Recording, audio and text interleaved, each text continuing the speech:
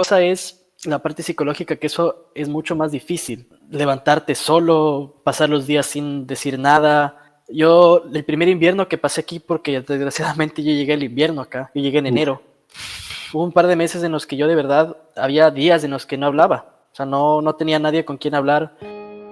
Hola, mi nombre es Gustavo y esto es El Mundo Espera. Bienvenido a otro episodio de esta serie que llamo Vivir afuera, mirar para adentro. Hoy vamos a hablar con Joaquín, que se fue de Ecuador a Suecia. Un cambio importante. Así que vamos a ver qué piensa, qué siente, cómo le está yendo.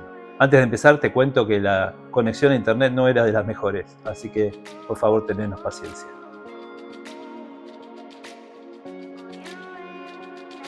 ¿Cómo estás? ¿Todo bien? Sí, todo bien. La primera pregunta que siempre hago es, ¿por qué te fuiste? ¿Qué te llevó a irte de tu país? Primero que nada fue el estado de mi país, ¿no? O sea, el estado de Ecuador estaba un poco deteriorado y sigue deteriorándose. Hay episodios de mejora, pero luego se deteriora de nuevo, entonces no había un cambio constante que me permita quedarme ahí. Además, yo desde los 16, alguna edad así, ya tenía la idea de irme. Era Ok. más que nada el país al que me fui, que es Suecia. Me fui más que nada tía. Tengo una tía de parte de madre que vive aquí y ya vive aquí ya 21 años. Puede ser porque ella se Ok. fue cuando yo cumplí un año. Entonces 21 años, yo voy a cumplir 22 días, está ya aquí 20 años. Ella sabe de esto, entonces yo elegí venir acá específicamente por ella. Mi familia me Mm. preguntó por qué no te vas a España, por qué no te vas a Estados Unidos, donde sabes el idioma, donde es un poco más fácil. Pero aparte de eso, la razón por la que vine es eso, que mi tía de parte de madre estaba acá y yo siempre quise salir del país. No sentía que quedarme en Ecuador a estudiar en la universidad sea lo mejor para mí. ¿Te fuiste a estudiar, a trabajar, a las dos cosas? A las dos cosas, más que nada, hacer mi vida acá, o sea, continuar el Ok. siguiente. Después de la secundaria me pasé casi un año de sabático, por decirlo así, y después vine acá. Entonces ese periodo de tiempo en el que pasé primero sin hacer mucho, después estaba trabajando, Ujú. me ayudó un poco a ver qué es lo que podía yo buscar acá, qué es lo que podía empezar a hacer acá cuando me mudara. Pero sí, era más que nada para estudiar y poder trabajar y poder hacer el resto de mi vida acá. Yo lo que tenía pensado era quedarme acá, pero puede ser que en unos 10, 15 años el trabajo, los estudios, algo me lleve a mudarme a otro lugar en Europa o por último me quedo aquí, porque estoy tratando de seguir una carrera que me deje quedarme aquí, que no tenga que relocalizarme de nuevo y hacer todo este proceso de nuevo. Más que nada porque aquí ya tengo una vida, ya tengo amigos, tengo familia, tengo enamorada, tengo muchas cosas aquí que me hacen sentir como el hogar. Entonces eso me ayuda a estar. Eso es una cosa que me ayudó a no salir corriendo después del primer año de estar aquí. Yo sinceramente hubo un montón de ocasiones en las que yo, sinceramente, si otras personas hubieran dicho no puedo y se hubieran regresado a su país, pero yo sentía que no hubiera sido lo mejor para mí. O sea, me sentía triste, me sentía solo y tal, pero son gajes del oficio de las personas que miran. Y más que nada cuando te vas a un país que tiene estaciones tan marcadas como el invierno, y acá Mm. arriba en el norte de Europa, en Suecia, es bastante. Es como cuando hay luz es gris y cuando no hay luz ya es noche. Entonces no es tan amigable con la mentalidad y con las emociones de uno, Mm. con la salud mental. Afecta mucho a la salud mental. Entonces, por eso lo que siempre te dicen es socializa y tal, pero te vienes a un país de Escandinavia donde la gente socializa solo cuando está con 3 cervezas dentro y solo con los amigos que conoce desde que son chiquitos. O sea, es difícil socializar con gente sueca o europea. A menos, o sea, Mm. más que nada sueca. Porque he conocido un montón de otras personas de Europa, de Balcanes, o sea, de los Balcanes, de España, de otros países que son más sociables. Pero cuando comienzas a vivir acá, lo único que ves es gente sueca, porque sales a Mm. lugares, o sea, sales a lugares donde solo hay gente sueca y la gente que no es sueca, como que no sabes de dónde es, no sabes cómo acercar, entonces no sabes por dónde empezar. Yo por suerte le tuve a mi tía acá, ella tiene sus amigas y las amigas tienen hijos y yo me llevaba con ellos, pero Mm. yo después de un tiempo empecé a trabajar y conseguí, bueno, mis compañeros de trabajo eran mucho mayores que yo, o sea, algunos podían ser mi papá, algunos podían ser mis abuelos, otros podían ser mis tíos, entonces obviamente ellos me veían me decían junior en la oficina, por ejemplo. Yo trabajaba en una empresa, yo trabajaba en una empresa de demolición que nos contrataban para remodelar baños. O sea, nosotros lo que hacíamos era botar toda la estructura de los baños y las cocinas y los dormitorios de un Mm. departamento y luego la empresa que nos contrataba, ellos hacían la remodelación en sí. Ahí fue cuando pude conseguir un poco de estabilidad económica por mí solo, Ujú. pero todavía la parte social era un poco difícil porque vivía solo, mi tía vivía relativamente lejos, porque yo también el primer lugar, la primera casa en la que yo viví, rentaba un cuarto en un subsuelo, en una casa. Y para llegar a esa casa tenía que coger un bus que a veces ni pasaba de la ciudad, entonces era difícil para mí ir hasta el centro y volver y tal. Entonces, eso. Pero por suerte después entré a una escuela secundaria, no para seguir con mis estudios de secundaria, sino que era un curso de sueco, del idioma. Mm. Ahí fue cuando conocí a un montón de gente, más que nada a otros latinos, que eso me ayudó muchísimo a mejorar mi estado de salud mental y mi estado de ánimo, porque Ok. ya por lo menos, aunque no sean ecuatorianos, eran gente de España, eran gente de Chile, eran gente de República Dominicana, incluso gente que no era latina, mis amigos, tengo una de mis mejores amigas es de Yemen, la otra es turca. Ujú. Mi grupo de amigos consiste básicamente de hablo hispanos y después de europeos. Mi novia es brasilera, entonces es una mezcla de culturas que te ayuda a sentirte más en casa, por lo más que no sea tu propio país o tu propia gente, es el mismo continente, el mismo idioma. El tema del idioma, me dijiste que estuviste haciendo clases. A pesar de aprender un poco el idioma, igual es difícil socializar. Sí, lo que pasa es que el idioma en sí es difícil. El Ah, idioma ok. en sí es un idioma bastante complicado. Es un idioma que, claro, no tiene nada que ver, porque yo por suerte tuve la suerte de que en mi colegio me enseñaron inglés desde que tengo memoria. Entonces Mm, el inglés es un idioma es como una segunda lengua madre, por decirlo así. Eso ayuda bastante a socializar, porque los suecos, al menos aquí, todo el mundo habla inglés, los suecos. Y un montón ok. de gente habla inglés y el inglés es un idioma que se maneja bastante cuando eres inmigrante, básicamente.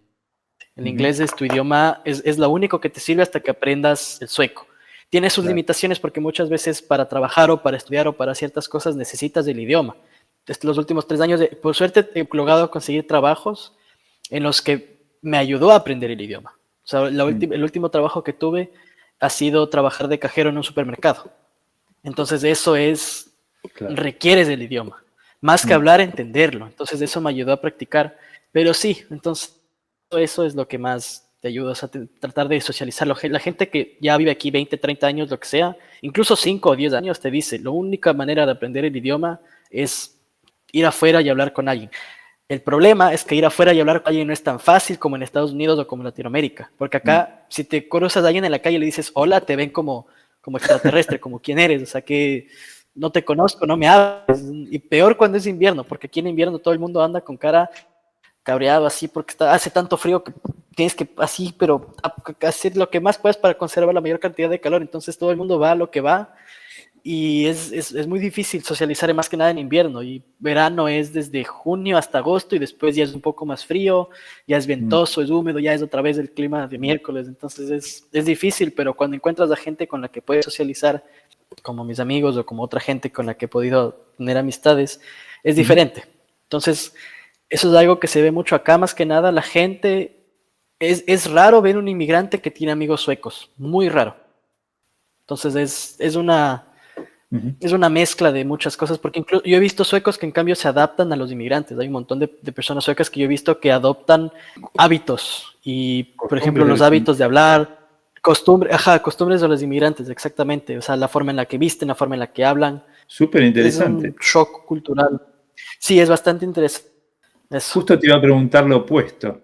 Si vos habías tomado en estos 3 años, además del problema del idioma o del clima o la luz y el frío, si te costó adaptarte o si incorporaste hábitos en el día a día que de repente en Ecuador no tenías.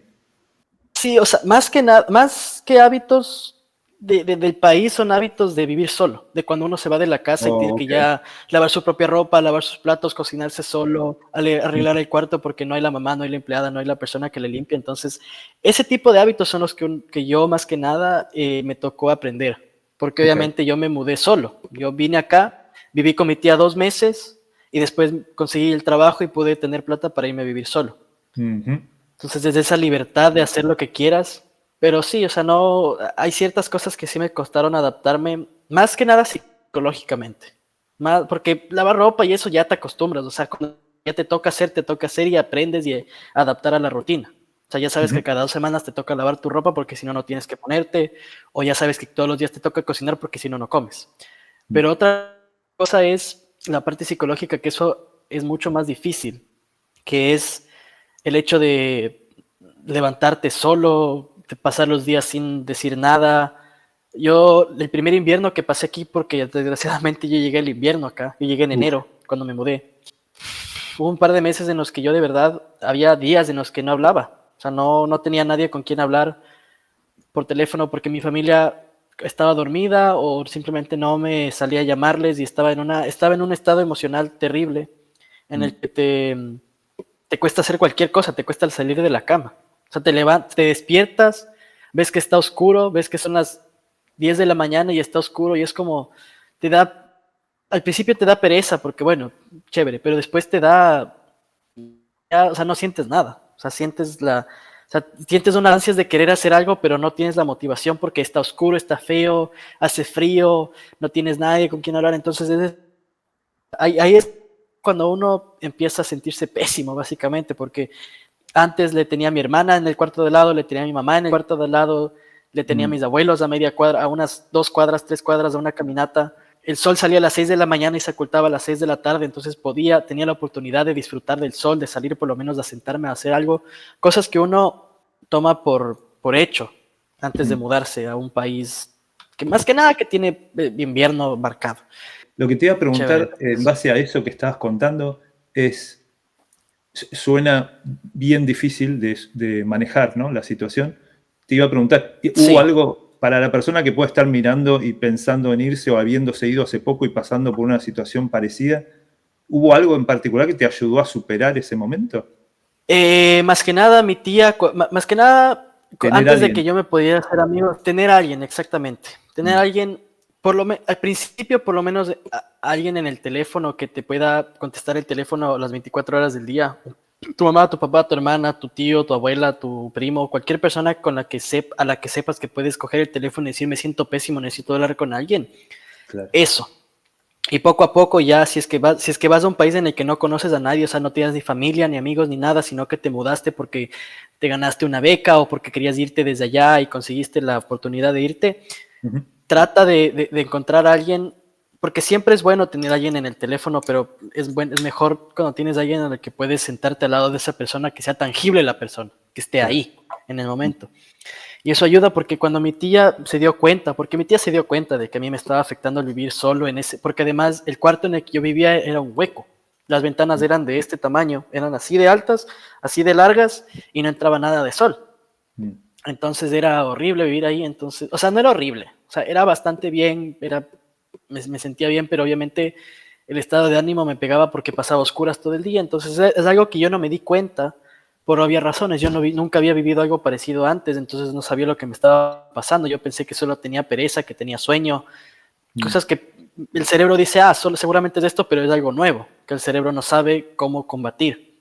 Mm. Entonces, cuando mi tía se dio cuenta de que yo estaba pasándomela mal solito, me hacía salir más, me decía, más que con ella, me decía, oye, hay esto, me mandaba cosas, me decía, oye, mira, hay esta cosa, hay este evento, hay este concierto, hay esta fiesta, hay esto. Me decía, vente este domingo a la casa, vente a hacer esto, o todo el fin de semana me decía, ven el sábado, queda hasta el domingo, entonces me hacía salir, porque se daba cuenta de que me estaba afectando estar solo.